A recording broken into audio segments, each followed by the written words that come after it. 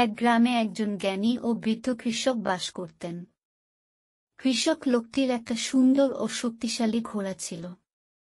কৃষিকাজে, ভারী জিনিস বহনে ও নিত্যদিনের চলাফেরায় ঘোড়াটিকে তিনি ব্যবহার করতেন। একদিন ঘোড়াটি হারিয়ে গেল। তাকে আর খুঁজে পাওয়া গেল না। কৃষকের স্ত্রীর খুব মন খারাপ।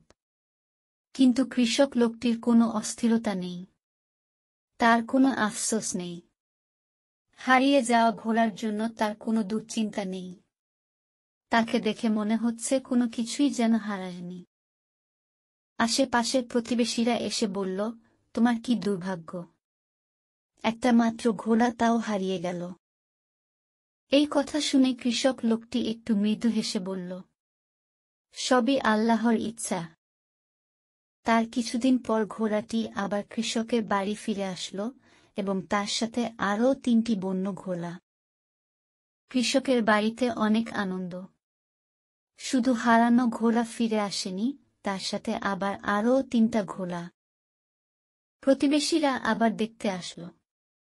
সবাই লোকটিকে বলতে থাকল, তোমার কি সৌভাগ্য, হারানো ঘোড়া ফিরে পেয়েছ, সেই সাথে আবার 3টা বাড়তি ঘোড়া। কৃষক আগের মতোই হাসি মুখে বলল, সবই আল্লাহর ইচ্ছা। 2 দিন পর কৃষকের একমাত্র ছেলে একটা বন্য ঘোড়ায় চড়তে চেষ্টা করে। কিন্তু ঘোড়া থেকে ছিটকে পড়ে যায় এবং পড়ে গিয়ে তার পা ভেঙে ফেলে।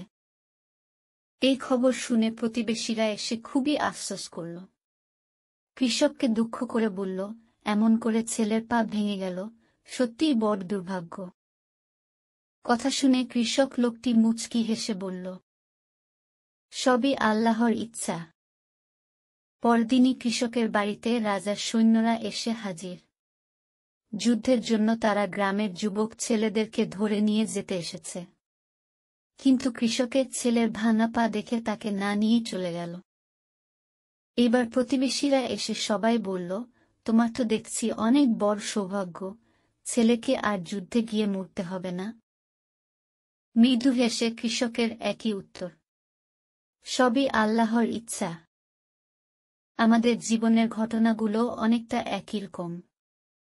কোনো ঘটনা কি প্রভাব ফেলতে যাচ্ছে তা আমরা আগে থেকে জানি না বা জানতে পারি না।